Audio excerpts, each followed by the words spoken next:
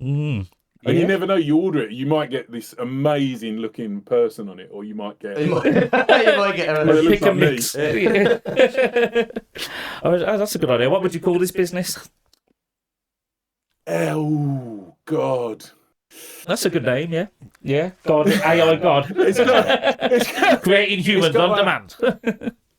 Yeah, I don't know. I'd have to have a think about it. Yeah, get back to us on that one. Fantasy face teas, something like that, you know? I feel we're getting it. Yeah. Brilliant. So, Ants, right, I was looking at your Wikipedia, right, and I love looking at Wikipedia sometimes because there's always a band name of someone was used to be in that's just outrageous, right? Yeah. So, pregnant neck. That's Yep, that was the first band I ever played in. I'm not responsible for that name.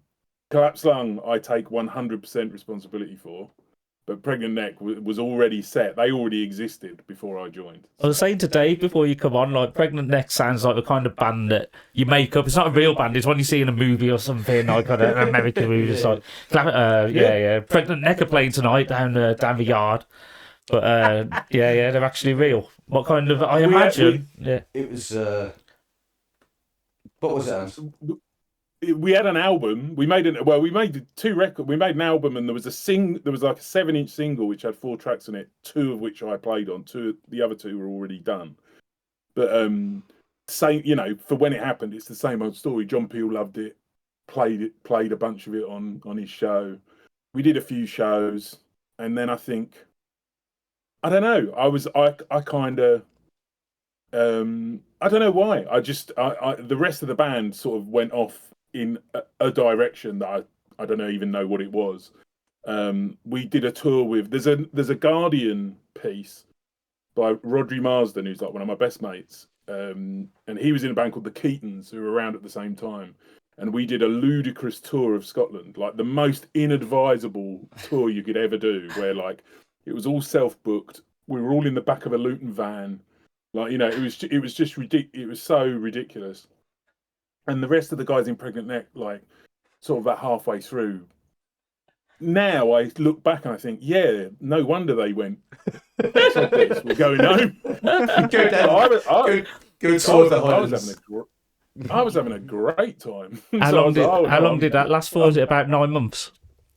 Something like that. Yeah. Did the neck ever give birth? Was it? Is that who Claps Lung guy? Yeah, Collapsed Lung. Well, I mean, you're the fetus of the pregnant neck that grew up to be Collapsed Lung. Next lungs, but yeah, yeah.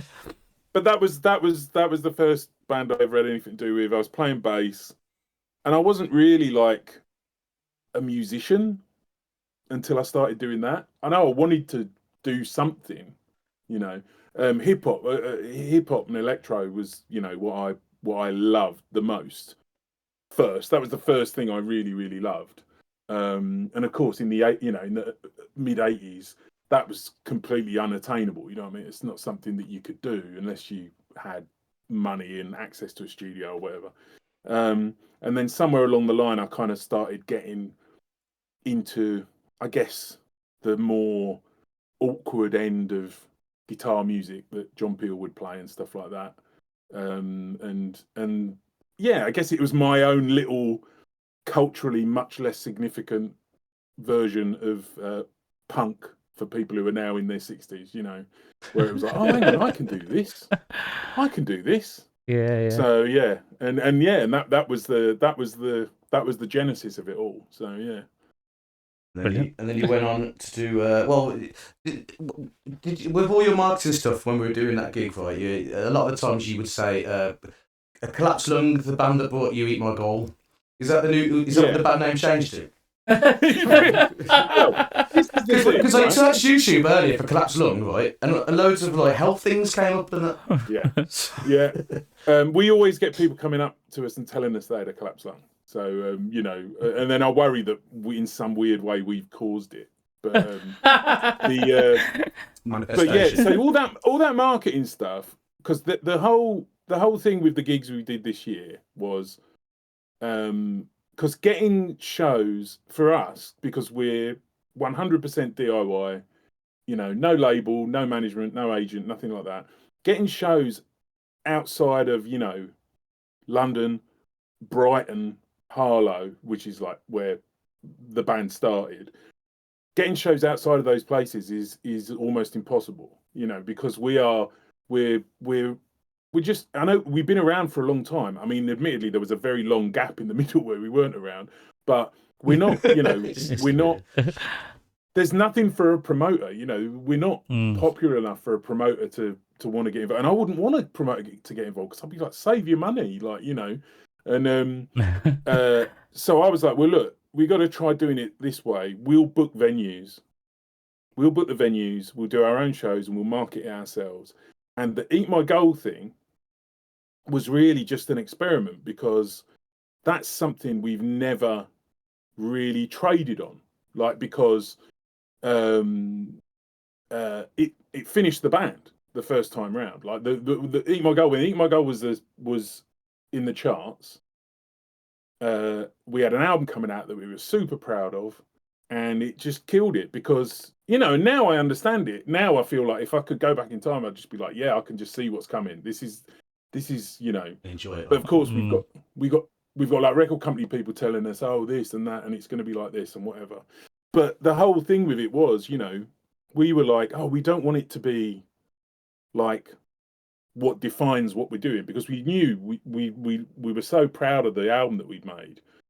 And that album, the second album we did, Cooler, that had 2 tracks with Belinda Butcher from My Bloody Valentine on it. And until they did their album that they did in 2015, I want to say, something like that. Yeah. That was the last thing that anyone other than Kevin Shields had actually been on. Like, that was the last thing any of them had been on. And it was, and the 2 songs she's on are absolutely brilliant. Like, she was incredible. But the Eat My Gold thing was so all pervasive, it just killed off any interest in anything else. It was just not possible. So it's always this weird thing where people go, oh yeah, Eat My Gold, I remember that. Oh, brilliant. Yeah, what a tune. Fantastic. And I'm thinking, well, yeah, maybe. But so the experiment was, we're just going to put it front and center. We're just going to put it on all the marketing. We're going to put it literally in massive capital letters. Yeah. Put it there. And to see what difference it makes. I'm here now to say it makes no fucking difference whatsoever. How do you know? Not a sausage. Not a sausage.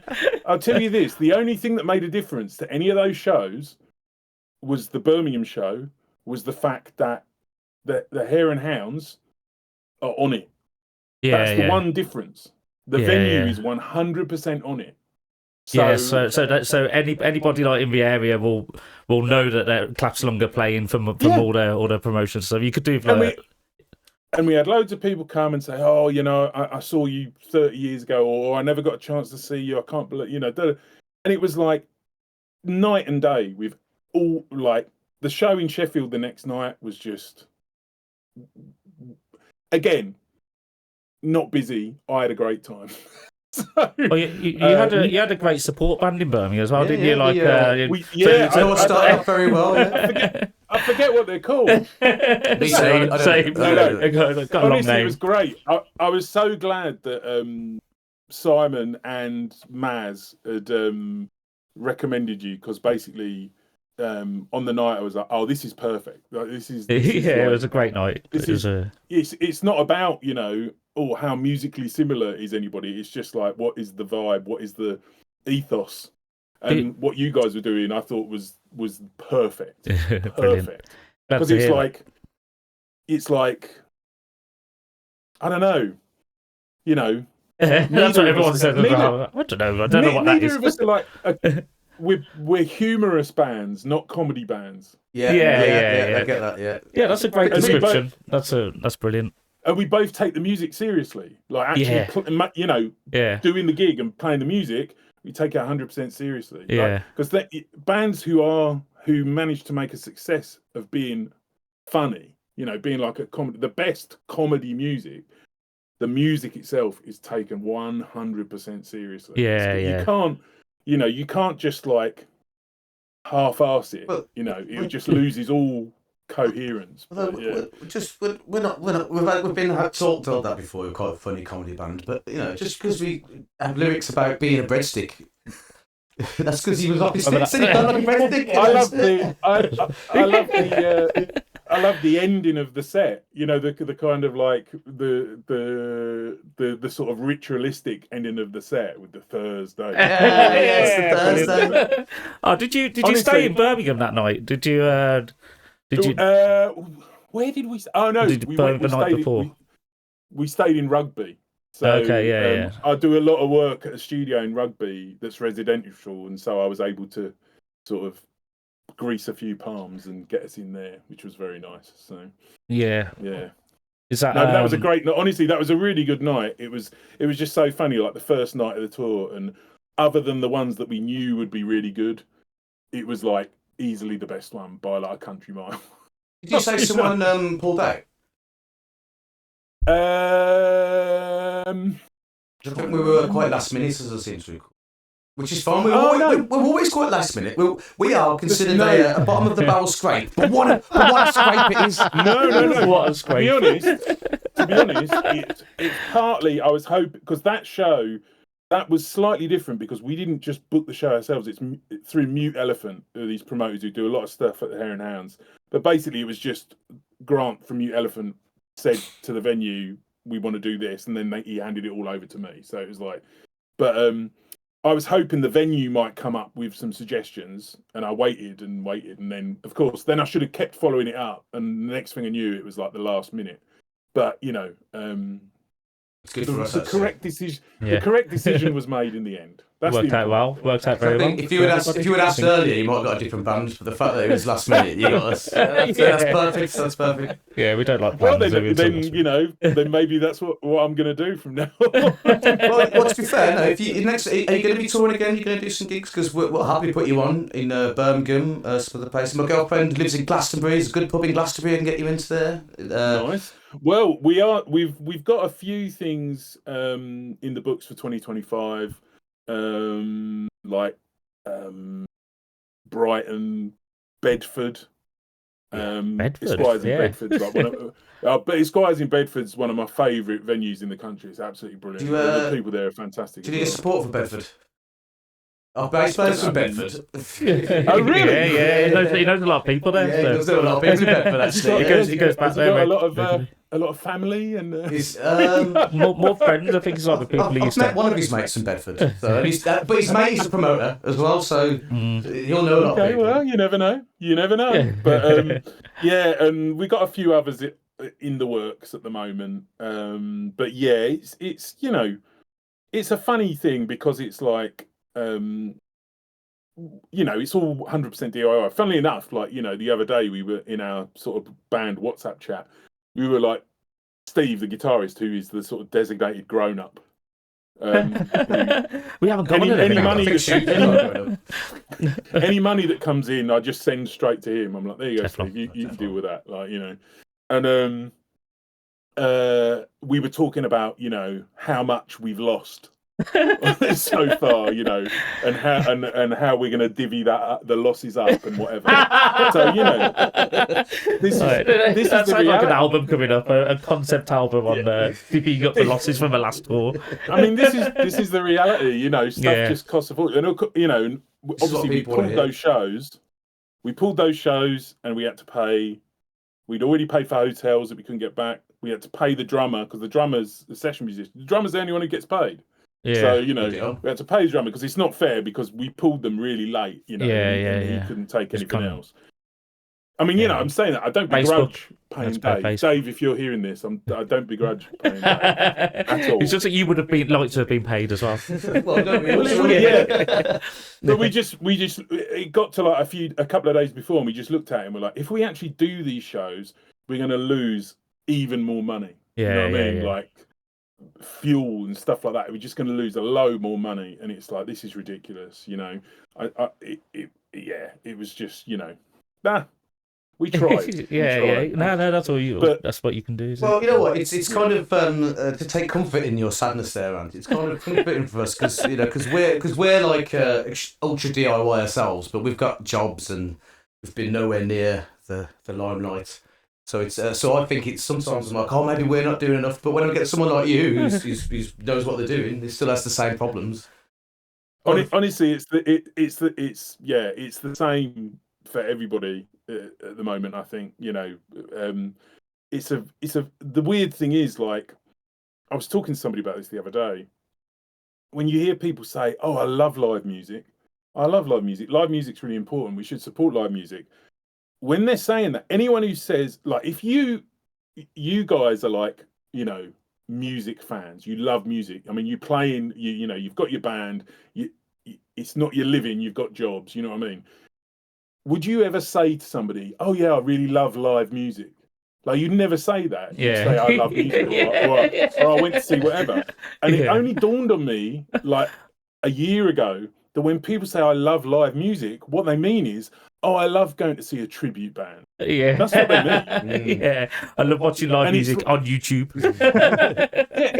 and it's basically like, I think the thing is, like, this thing, live music, like capital L, capital M, is like this different genre, separate thing. It's just this entirely different thing, and that's fine. You know what I mean? And I know people who work in that, play in tribute bands, and they work their asses off. Have you ever had a tribute band claps lung? What would they be called?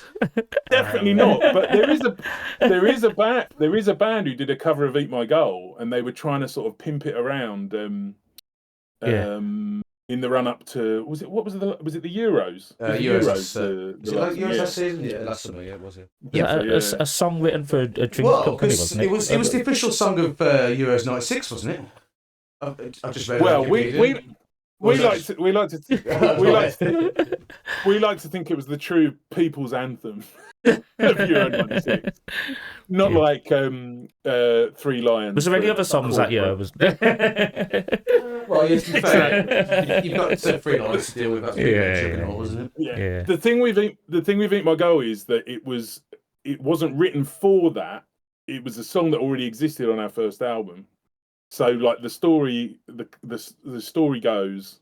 Well, no, I say the story goes because that sounds like, I don't know if this is true. This is what actually happened. On our first album, it had contact details for us, and it was our studio in London. We had this tiny little studio called The Cooler. That's why the second album was called Cooler. And you can probably imagine why it was called The Cooler, because it was a fucking oven of death. Of course. And yeah, so we had our contact address there. And there was also a phone number, because we had a phone in the studio with an answer phone on it. And then I came in the studio one day, and there was an answer phone message from a British guy, who was at an ad agency in Amsterdam, saying, "Oh, I need to talk to somebody from Klapsang about pitching a song for the Coca-Cola Euro '96 campaign." And I called him up, and he was like, and he'd gone into a record shop. He was desperate to find a song. And he went into a record shop and he saw our first album, which had Subutio players on the cover of it. Yeah. And then he looked on the back and it had a song called "Eat My Goal," and he was like, "Oh, perfect. There we go." So he went back, bought it, went back. That's the one copy we sold in Benelux, I like to think. And he went back to the office and listened to it. And and then that's how it started. And then so we were like, okay, well, look, let's put you in touch with the record company and the publisher, because we had a publishing deal at that time as well.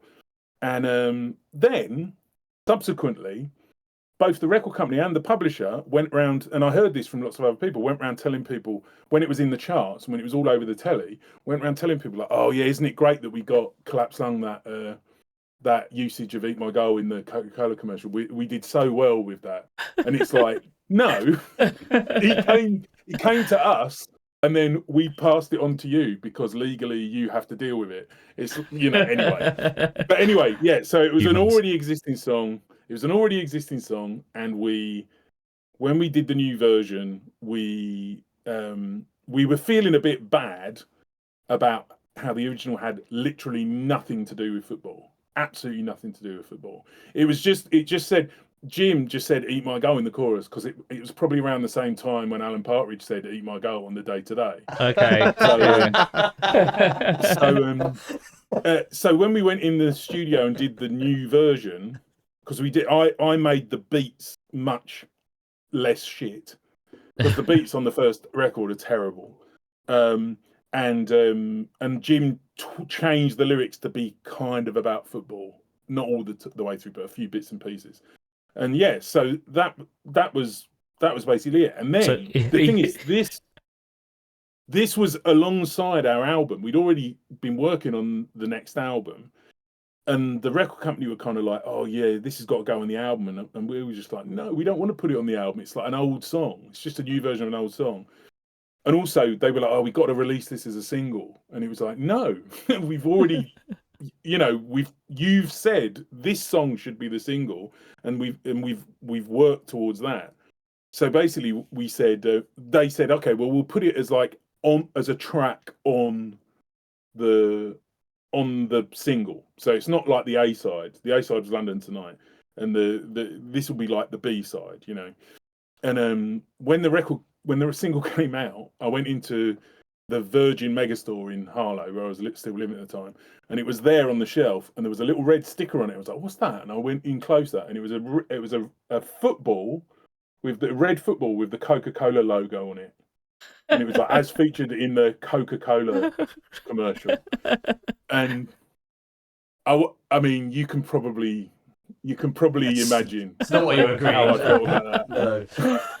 Yeah. So it was a bit mad, but that was, like I was saying, that is how it ended up.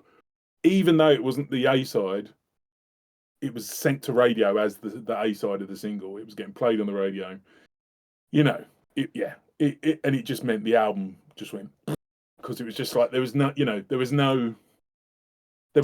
there. So in hindsight, do you think putting it on the album would have been a good idea? I know what you're saying, that musically and artistically, no, it's not a good idea. Yeah. The thing is, though, it actually was on the album. It did go on the album. Oh, right. It just wasn't listed. It was on the CD, but it just wasn't listed. So I think, or was it listed? I'm not sure. But it was like there was 3 bonus tracks. So, anyway, Do you think? I feel on it. Do you think there's a parallel universe out there where, I don't know, it wasn't Eat My Goal, it was Eat My Bowl or something, I don't know. Drink My Goal. And it never got picked up for that, right? What do you think that universe looks like? Are you still sitting in your own studio at home, or are you doing something else? I think probably, yeah. Probably. I mean, I think, I like to think in every quantum reality that I am there slightly grumpy about stuff that happened. You've got a t-shirt with a human face on it, haven't you? Yeah. I'm some kind of bipedal cat. Full head of hair. Yeah, exactly. Oh my god! Imagine like a bald cat, but as in like just a cat with male pattern baldness. Monk cats. Do you know what the word for that is? For the monk's hairstyle? Tusk. Isn't there another word for it though as well? Or is it isn't tonsure? Isn't tonsure the word for it? But it's just that bit there.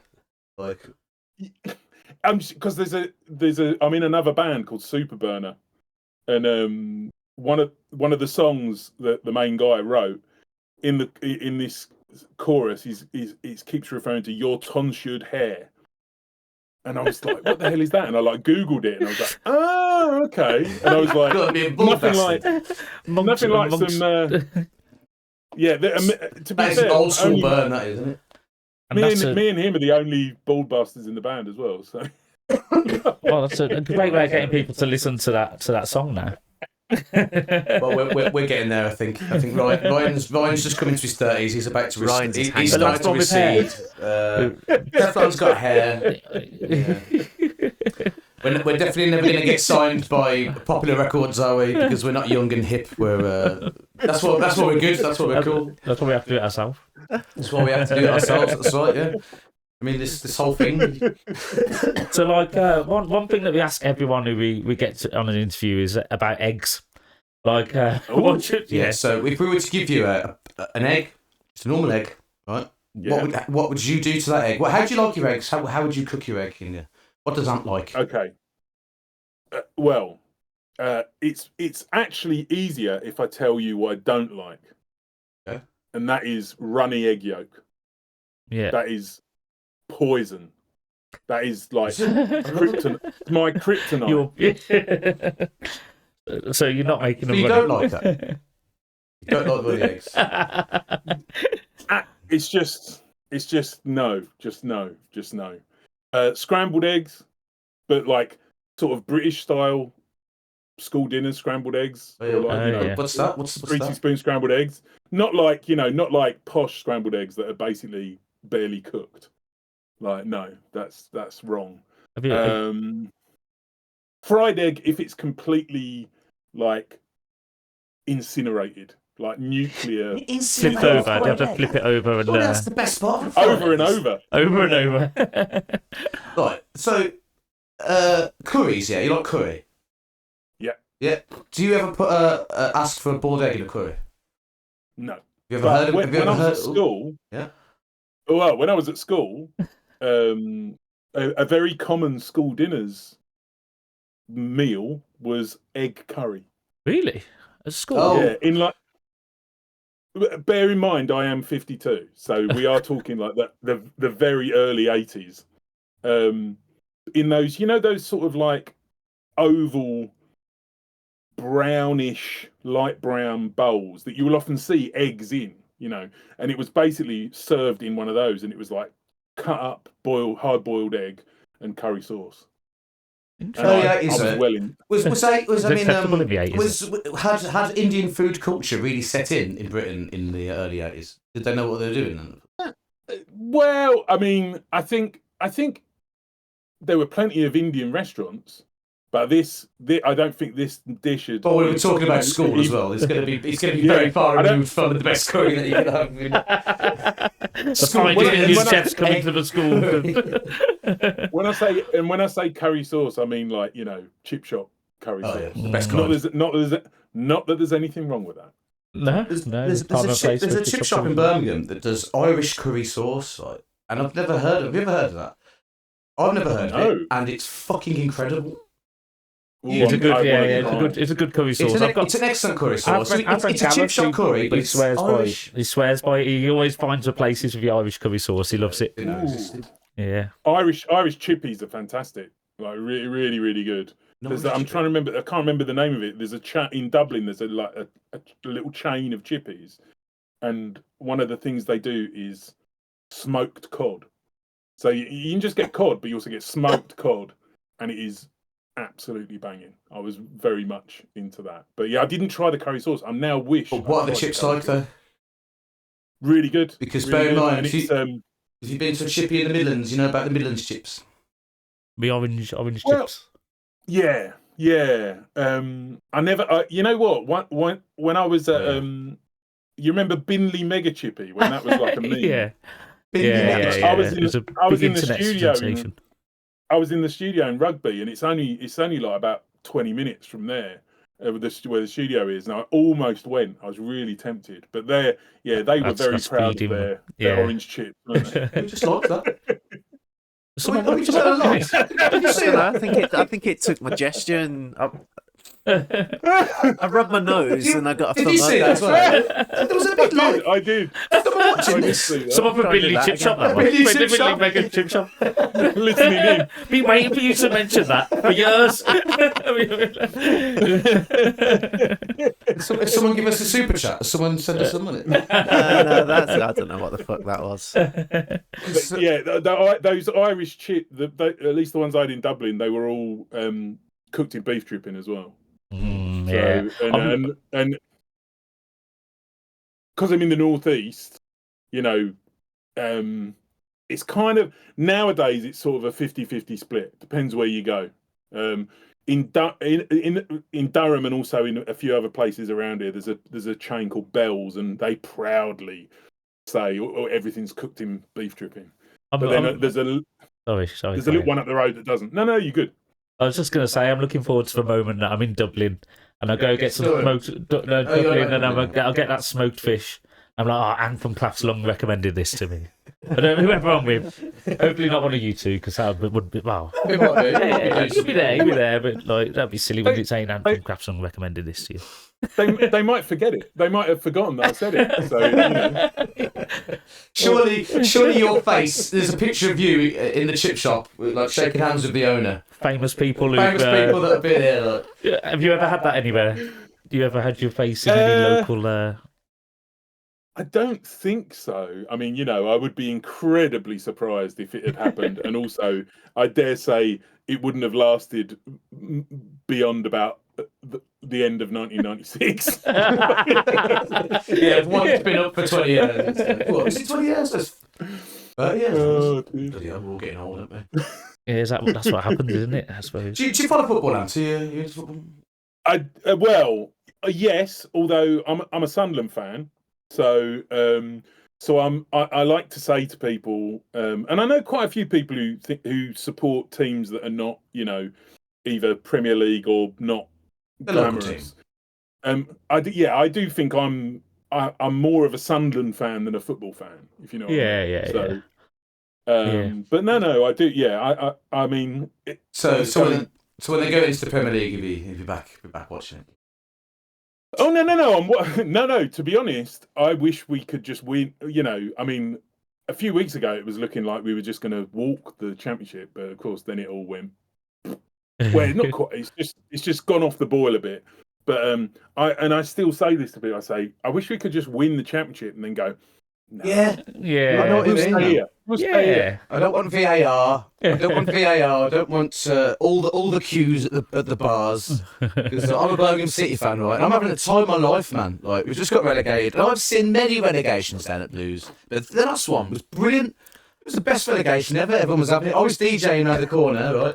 But yeah, Shaun is a bit of a fan. It was supposed to be me DJing. I'm a Villa fan. I couldn't really DJ at a Birmingham team relegation party. So I relegated the Blues relegation party, and everyone had a great time. I really hope that some people. I reduced the amount of people that went home and committed domestic violence that night because I was playing such positive music.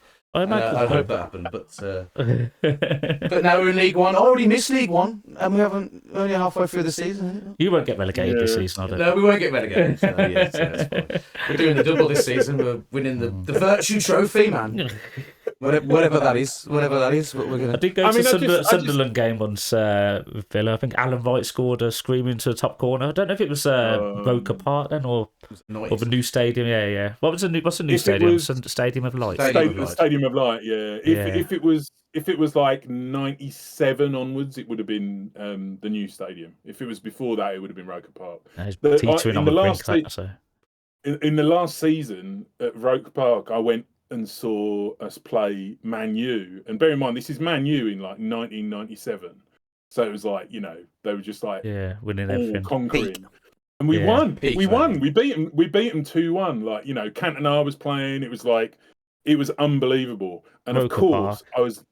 I was like, oh well, maybe I should go to one more game. Like, because I was planning that was going to be the last one, so I went to another game and just went and saw a dire 0-0 draw. That was my last game at Roker Park. No, but I suppose you got to be there. You got to be there, though, haven't you? Yeah. You could have left on the high, but you got to be there. Yeah, I haven't been to the Stadium Light in a while. It's not cheap, but it's not crazy. In the Premiership, if we got promoted, the cost would probably get a bit silly. But it's a great stadium, and I'm really proud of the club, even beyond the players and stuff like that. The stuff the club do in the community for the city is really, really fantastic. So it's really good. And I mean, and I think that's the thing about following a team like that, your local team or the team you've got. Obviously it's where I was born, so I think it's really important. I don't know. I just the Premier League at the moment. I mean, look at the state of City and United, and like it's kind of City and United have been lumped in the same. What's in the state? It's been a fall from grace the last 6 weeks for Man City, hasn't it? They're both a shambles. Isn't that weird? Isn't that weird? Because basically since the mid-80s, one or the other of them one of them's been doing really well, and one of them's been doing really badly. And then there was that brief 2 or 3 years where they were both doing really well, and then Manu. Alex Ferguson. Oh, I don't know where this is going. I'm retiring. Yeah, and now it's this weird situation where they're both not doing well, which is Great. bizarre. Well, I think they will take over each other now. I think they're doing all right. Like the changing of the guard. Was it? Have you ever played a gig at a football stadium? No.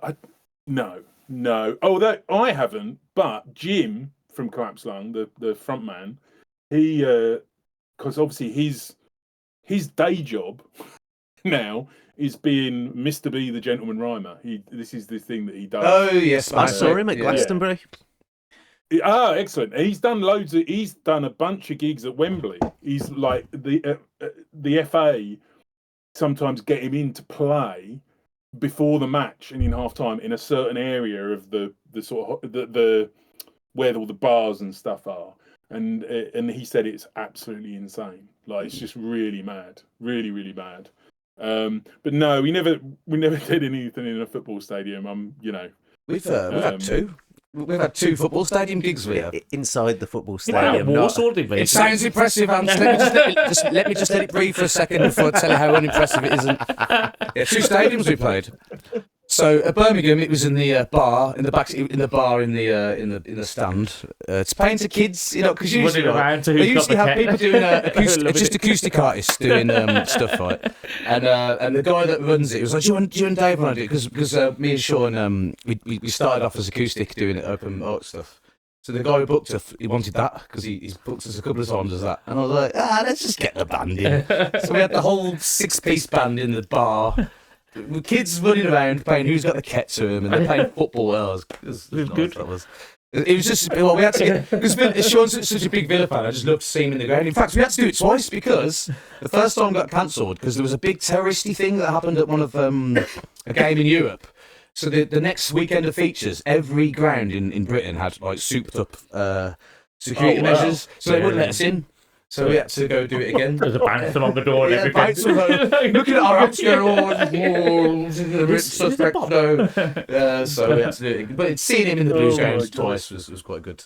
But he didn't want to get seen in the stands. He said he's got a reputation. And to be fair enough. I'll clean the windows there now. And now he cleans the windows down there. We played at Bescott as well. We played at Walsall. We played at Bescott Stadium. Well, it wasn't. Wow. It was in an annex next to the stadium. It was a tattoo convention. It was a tattoo convention, right? So we're playing on this big stage, and in front of us, there's just rows and rows of little tattooists that are setting up, right? So in between the songs, there was no applause. It was just. And you didn't. None of you got a tattoo while you were on stage. I mean, that seems like a missed opportunity to me. That'd take a good tattooist. That would. Didn't have the money. We weren't getting paid for that gig. Couldn't afford a tattooist. But to be fair, we're walking around afterwards, and some people come up to us going, "Oh, you the guys in the band? You what? I was having my leg done. I was really enjoying that Who's Got the Ket song. I was just like, I was loving it." Couldn't tell. We couldn't tell. All we could hear was. That's hilarious. You saying about the kids running around. A couple of years ago, we did a festival in it's sort of, oh God, was it in Sussex or something? I think it's called Elderflower Fields. Yeah. We did this festival. That's woke. And, it was quite a big stage. And most of the rest of the acts on the bill were like sort of tribute-y, cover bandy, or otherwise, festival acts. Do you know what I mean? You know, like not. Like live music. Yeah, exactly. The live music genre. Exactly. And there was this covers band on before us who were doing I remember they did a Bob Marley song in a sort of disco style, but the white singer guy was doing a bit of an accent, and it was like... Is that cultural appropriation? Or is it cultural appreciation? I don't know. Did he not just appreciate it? Cultural appropriation. I don't know where I stand on that, I think he should have... Yeah. I think if he truly appreciated it, he wouldn't have tried it. He wouldn't have gone near it.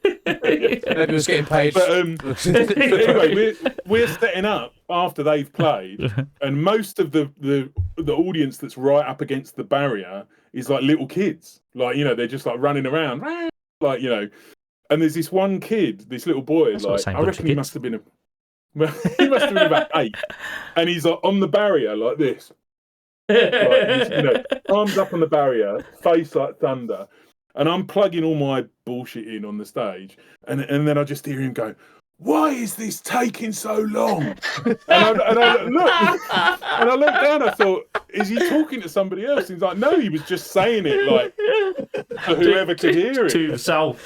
And I was kind of like, I was thinking, yeah, I kind of agree with you. It's really annoying. It was really good. And then also the other thing I noticed while we were playing was the field in front of the stage was just sort of on a bit of an incline, and at the end of the field there was like quite a big hill, and it was a sunny day. And while we were playing, there were just like loads of kids rolling down this hill. Like when you were like little, you just seem to have these sausage roll. Yeah, you seem to have these endless reserves of energy, and they were just like, whoa, like rolling and then running back up to the top and rolling down. Was it as steep as the cheese rolling hill in Gloucester? Oh no! Have you ever taken part in that? I certainly have not. No, I think I would literally be dead. Do you know what a gambol is, Hans? I don't know what a gambol is. Well, it's just that's what you've described. It's a forward roll. We in Birmingham, it's a very Midlands term. We would call it a gambol. But everyone else might call it a roly-poly or a... yeah, it was a roly-poly when I was at school. Yeah. Is that Sunderland? Well, that would have been the Essex thing. That would have been... Yeah, so Essex. And what would Sunderland call it? A woolly-poly? Ooh, Woolly-poly. Do you know what? The other day I realised I've been up here for quite a while now, because I was doing, so there's a brilliant venue in Sunderland called Pop Rex, where I do sound quite often there, and we had this gig on Saturday night, and this young band called House Proud from Sunderland, are really, really good, and I was sound checking them, and the guitarist's amp was like really trebly, and I was like talking to him on the talkback, and I was like, oh Ben, your amp's really trebly. Oh, but I guess you like it canny trebly. I actually said, I guess you like it canny trebly. Completely naturally, didn't even think about it. It just was 100% natural. And I was like, fucking hell. But he said the Sunderland word, but he didn't say it in the Sunderland way. He didn't say it in my estuary English way. It was like, I don't know if you've ever been to Dudley or the Black Country. Anything like that. I haven't been to Dudley, we almost played in Dudley in JB's. like about 1994 JB's, yeah, of course, the only venue. It's gone now. We did a tour with Credit to the Nation, and they were there was talk of them adding a sort of hometown-ish show. Yeah, our sax players, I think he was friends with them or something. He always bangs on about Credit to the Nation. Yeah. Small world, isn't it? They're very similar, isn't it? I think they were tipped for greatness. They were tipped for greatness for some reason, but then they went with someone else. Or maybe it was like Casados. What kind of year was that? No, it doesn't matter. That would have been 94, so that literally would have been 30 years ago. Wow. Yeah. So ancient. Yeah. I mean, yeah. I went to Wolverhampton once in, I think, 1992 when I was working. I was working for Longmans. Lee Longmans. I was Longman. No, I was working for a publisher called Longmans, and it was this really weird. This is where me and Steve, the guitarist from Collapse Lung, we both worked on this thing. It was this totally weird project, which is still around today and it's still used. It's this thing called the British National Corpus.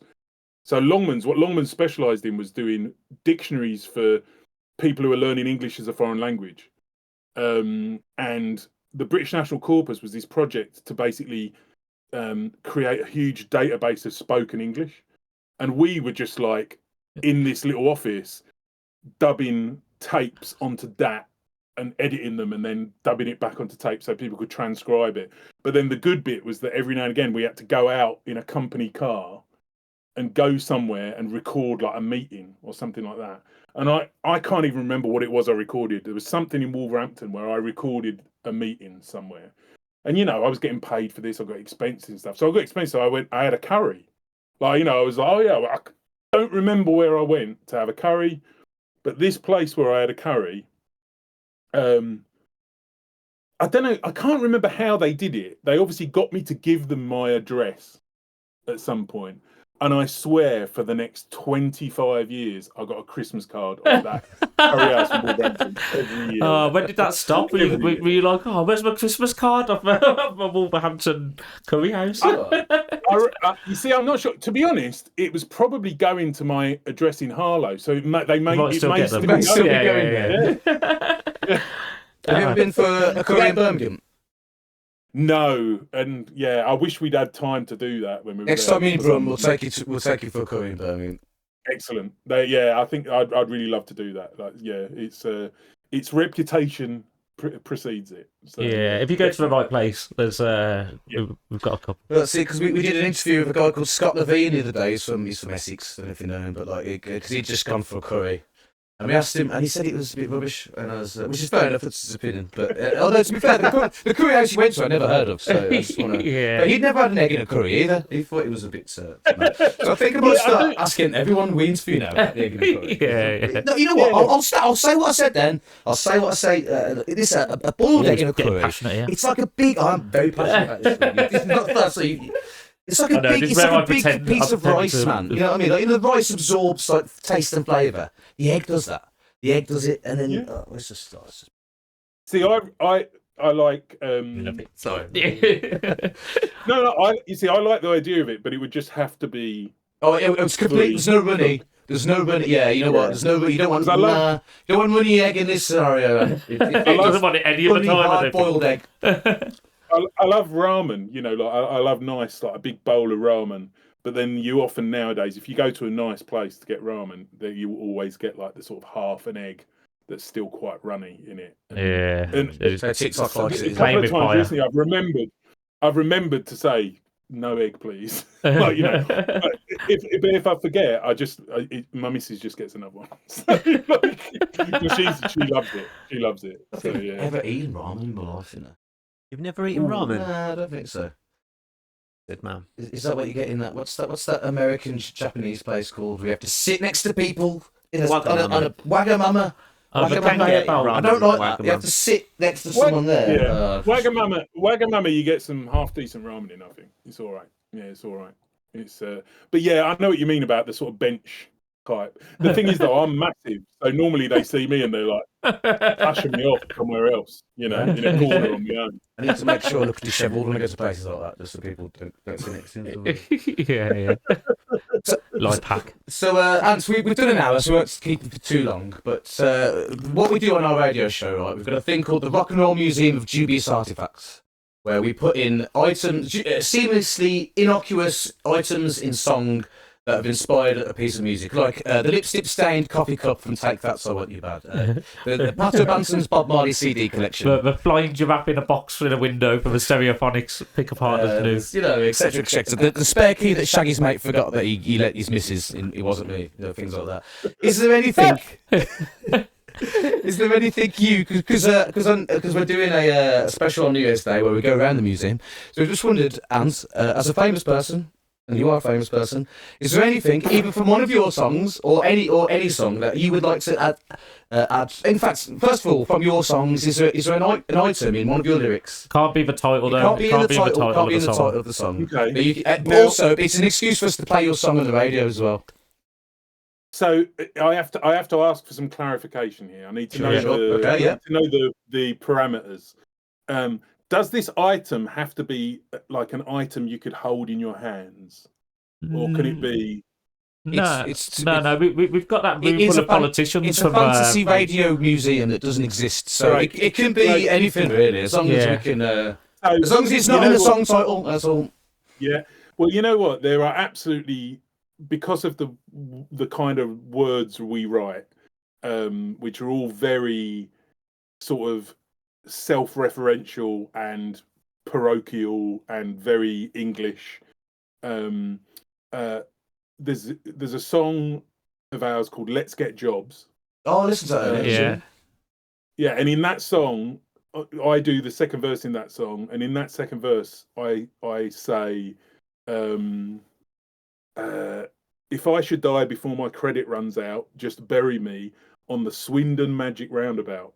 Okay. So I'm gonna suggest the Swindon Magic Roundabout. Swindon Do you know about the Swindon? I'm going to be looking this up the moment this conversation is finished. I do love a good roundabout. We love roundabouts. Yeah, we have shows about our top roundabouts. We had a show about top 5 roundabouts. Top 17 roundabouts. Yeah.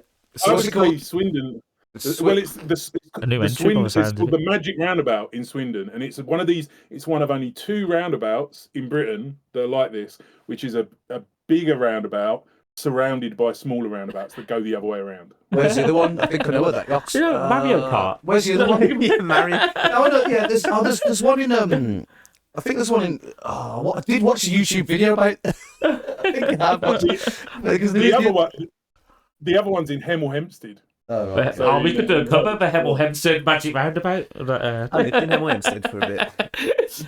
So are you going to? So you were aware of this roundabout? Will you be able to No, it's present only like us with this roundabout now to put in our museum? If you say, Absolutely. yeah, go ahead. I would like to present to you the Swindon Magic Roundabout for inclusion in your museum. Thank you very much. And also, right, have we got the list of the other songs? Because we're doing a walk around the museum for our New Year's Day show. So we're going to obviously pretend like we're talking to people who are just looking at the exhibits in the We're museum. giving away all our secrets here now, aren't we? So We've got stuff like, do you know the one dried potato in Insomnia's in the fridge? Yeah. We've got that in there. We've got Kate Bush's shoes drenched from the lake, pulled out of there. We've got them in our museum. we've got the mirror that make you feel worthless from Electronic. Oh yeah. I tell you what, I was hoping that we could give you a list of the tunes and you could say that you're watching the exhibit. Let's just pick an exhibit for him to I reckon the potato. Would you like to do the potato one for us? Yeah, so imagine right now, Ant, right, that you are at the museum and you're looking at the exhibit of the potato, having a good ponder to yourself, and then we're just coming up to you now with a mic, right, saying, "Oh, here we are," as we walk around. Oh, here's Anthony from Claps Along. What are you watching? What are you looking at today, Anthony? Well, I'm looking at this exhibit of a potato. I quite like the way it's been presented in this. It's like floating in this glass case. I don't know how. And is this what brought you here? Are you here Floating for the in potato formaldehyde. itself, or were you here for a general look around and this potato's grabbed your attention? Exactly. I was here for a general look around, but then I've been stood here for about 20 minutes. A lot of people do that here with this potato. Yeah. Mind blown. Yeah. Potatoes. I mean, you're never disappointed with a potato. So, yeah. Okay. And this potato went on to inspire one of the greatest bits of dance music ever made. And thing is, right, a lot of people, when you mention the one dry potato tune, they're like, "What that?" Yeah. There's a story in that song. I don't know. I just know the do bit. There's a whole story. They know the pterodactyl. I've been going to get a potato from a fridge with No, the I don't think he was going to get the potato. he was He just was looking for commenting something that else. there was the he potato. wanted to get not something even else. a potato. Yeah, the potato. No, isn't there a dry potato? There is a dry potato Yeah, there. there is a dry But potato. he wasn't looking for the dry potato in the song, I don't think. He's just he was looking for something, anything. I think but he was all looking had for is something one. else. He's like, No the bread, potato is like jam, the last when the thing light that he above wanted. his head Like the went back. potato is not. In fact, we hypothesised there were other things in that fridge, but Yeah. No, there wasn't. the only thing, but the one dry potato pissed him off so much. No, because he wanted other things. No, Yeah, he wanted it's like something else. saying But when all you there flick around the was the one TV dry when you say potato. there's nothing on, but Why there's do you things keep on. potatoes in the fridge anyway? Well, Well, you keep poppadoms in the Well, fridge. no, yeah, but that's well, slightly Have you ever less kept a poppadom in the fridge? Are they choc? Oh, I thought you said hobnobs. No, poppadoms. poppadoms. I keep Poppadoms in the poppadoms. fridge. This man Yeah. here, Tubes, he keeps poppadoms in the fridge. I'll come When I round don't on eat New them Year's Eve, immediately after a and curry, you I'll can leave bend them it in in my half fridge to without keep it them snapping. fresh. Oh, I was gonna. You see, I was Shatter-resistant naively gonna poppadoms. ask- I was naively going to ask: does keeping them in the fridge stop them from going like sort of plasticine-y? They go, Yeah, they for go, a bit. they go For a bendy. bit. You can bend it in poppadoms. You get a few, you get maybe another 6 hours, 10 hours out of it. Enough to keep it overnight, basically, and have the next day. squeeze a couple of 6 There hours. you go, out and of the pilot. you've spent an hour of your time speaking to us, but you've saved 6 hours on the You've learned the poppadom. merits of an egg in a poppadom, an egg in a curry. I think I've under-egged it there with 6 hours. It's probably more like 12 to 18 hours extra on your Fact check poppadom. yourself there. Okay. Yeah, this has been great. Cheers, and Yeah, I tell you what, we can leave my now. I'm sure pleasure. your missus wants to get back to it. This must be an important interview because they're keeping us up for an hour. Oh yeah.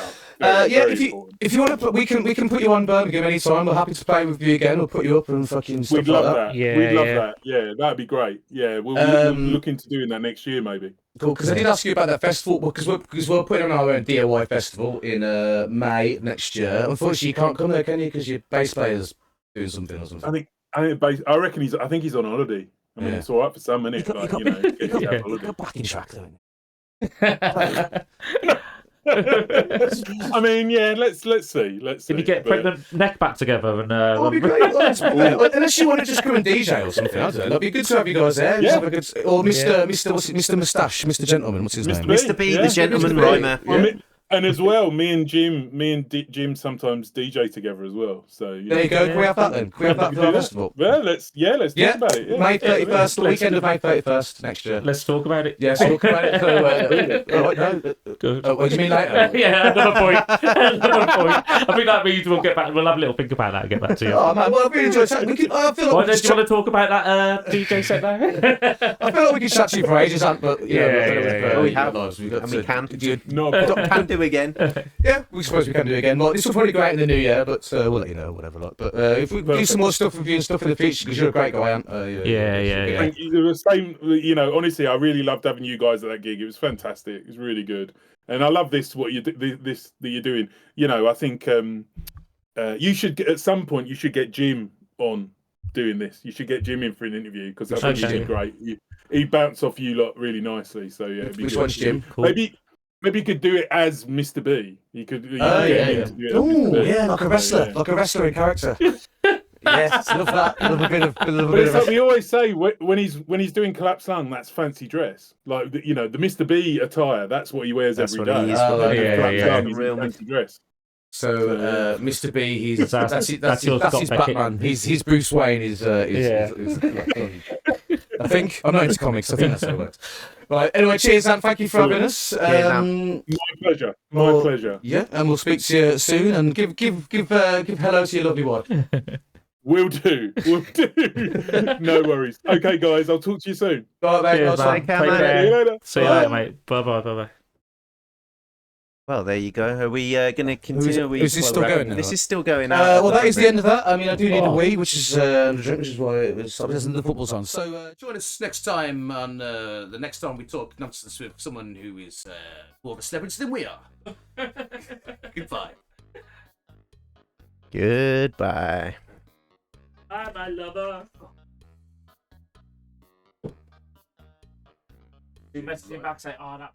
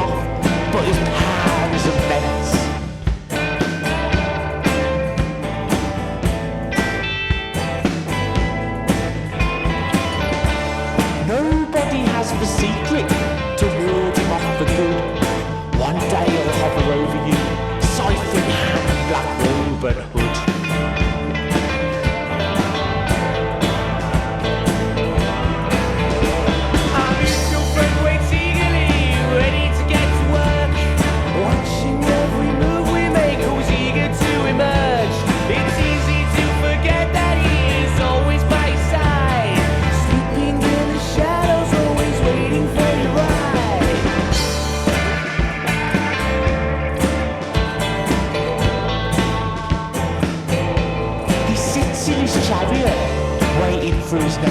on his radio. It could be anyone, it could be someone we know. You or I could be next up to be called over a speaker, cruising to the crossroads, chilling with the Grim Reaper. The psycho pop sinister stare tells you it's time to board the Afterlife Express. You can buy a bit of time though, if you can beat Mr. Death at chess. Watch his rickety old coach depart as you rejoice for the result of your test. Look in awe of the surroundings at your new home of ultimate rest.